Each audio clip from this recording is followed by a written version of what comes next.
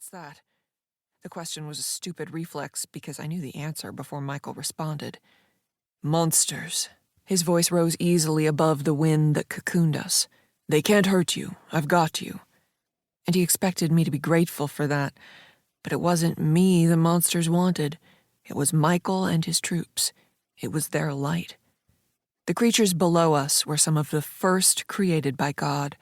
Soulless and without celestial light, they'd been locked away by their creator for eons, and now that they were free, they craved celestial lights, desperate on some primitive level to be made whole. But I couldn't let Michael know that I knew this. He couldn't know how much Shem had confided in me. He'd seen Shem and the Watchers in my mind, and I'd told him that I knew that they were Watchers. How would I explain that? Think, damn it. There, Michael said, the city walls. The golden city rose out of the shadows like a jewel set against dark velvet. Silver spires gleamed in the moonlight, safe behind a monstrous gray wall that seemed to rise almost as high as us. It stretched for what looked like miles, maintaining its height, and down below, shadows clawed at its surface, skittering up the stone only to be blasted away by invisible forces.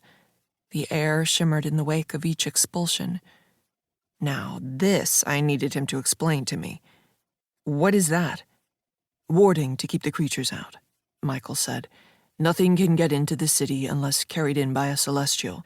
The warding is strong. Like the runes that had existed on each base's walls? No, there were no runes here. This was a different kind of power.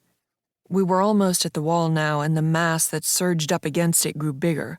So many Type 4 beasts climbing over one another in an attempt to scale the stone barrier. They could sense the light, sense the power, and they wanted it. Their screeches, clicks, and skittering sounds clawed at the air. Don't worry, Michael said. You'll be safe within the walls. Shem won't be able to get to you. That's what I was afraid of. Michael, we have airborne incoming, one of the Celestials flanking us called out.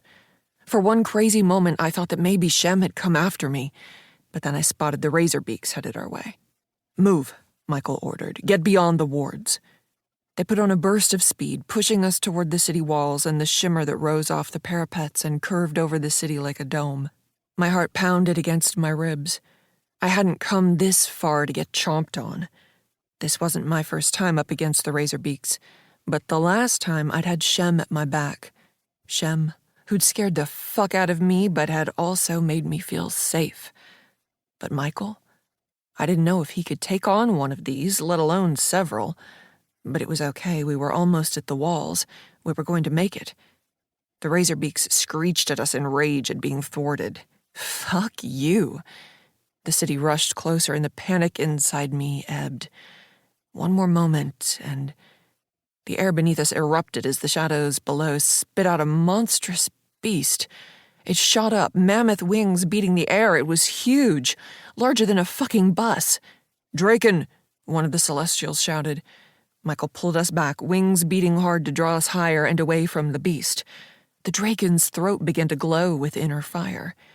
My scalp pricked, terror turning my blood to ice. What was that? What was it about to... It opened its mouth and let out a jet of blue flame. Chapter 2. Blue flame burned a path toward us, and for a moment it filled my vision completely. Heat seared my lungs and singed my skin. We were going to die. The Draken dropped. No, wait, we were shooting up into the stars. My stomach bottomed out, breath trapped in between a scream and a whoop of triumph as the spot below us became a sheet of flame. That would have been us. We could have died if Michael hadn't acted fast. And oh shit, the Draken was coming after us. Michael banked left, then made a sharp right, avoiding another jet of flame.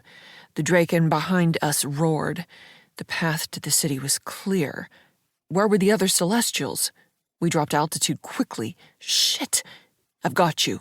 Michael gripped me tighter, then shot up toward the stars, narrowly avoiding another stream of fire. It hit the wards and spread outward, unable to get through. I was burning up one moment and icy the next, my lungs struggling for breath. Almost there, Rue, Michael assured me.